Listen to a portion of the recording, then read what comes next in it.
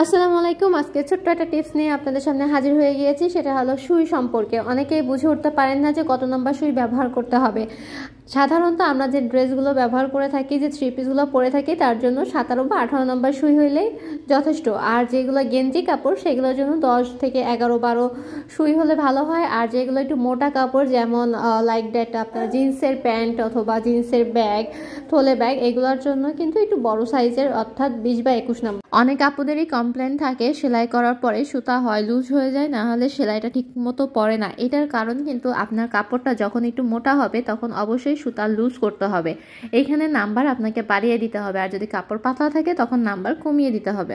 বাচ্চাদের ড্রেসে বা যে কোনো ফিতা তৈরি করার পরে এই কাপড়টা উল্টানো কিন্তু একদমই সহজ। আমি এখানে একটা চুলের কাঁটা ব্যবহার করে এটাকে খুব সুন্দরভাবে উল্টিয়ে নিয়েছি। আপনারা চাইলে এখানে চুলের কাঁটা অথবা পেন্সিল বা কলম, যে কোনো লম্বা কিছু দিয়েই আপনারা এই কাজটা করতে পারেন। কালো ক্লিপের সাহায্যে খুব সহজেই চিকন ফিতা তৈরি করে নিতে পারবেন। সেই কারণে আমরা প্রথমে একটা সেলাই দিয়ে নেব। খুব চিকন করে সেলাইটা দিবেন, যত চিকন হবে আপনার ফিতাটা ঠিক ততটুকুই চিকন হবে। এরপরে আমরা এখান থেকে হালকা একটু কেটে একটা কালো ক্লিপ ঢুকিয়ে এটাকে উল্টে এই ভিতরে ইনসার্ট করে তারপরে আস্তে আস্তে করে কাপড়টাকে আমরা ভিতরে ঢুকাবো। কালো ক্লিপটা ঢুকানোর সাথে সাথে কিন্তু কাপড়টাও আপনার ভিতরে সদর হতে থাকবে। এভাবে আস্তে আস্তে করে টান দিতে হবে।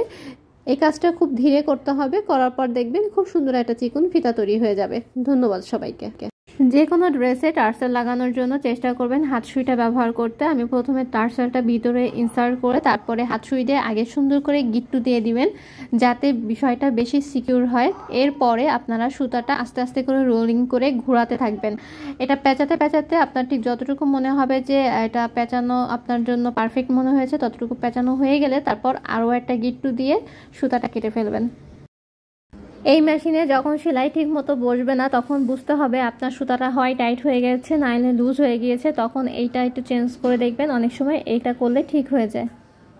সিম্পল একটা সুতির ড্রেসের সালোয়ারের কাপড় এবং পাড়ের কাপড় দিয়ে খুব সুন্দর করে ডিজাইন করে নিতে পারেন কিন্তু আপনারা।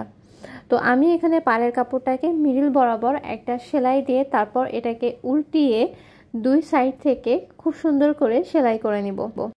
সেলাইটা যখন আমি করব তখন একটু কর্নার ঘেঁষে করব, তাহলে জিনিসটার ফিনিশিং বেশি সুন্দর আসবে। এইভাবে কিন্তু আপনারা পাড়ের বদলে লেস দিয়েও এই ডিজাইনটা করতে পারেন।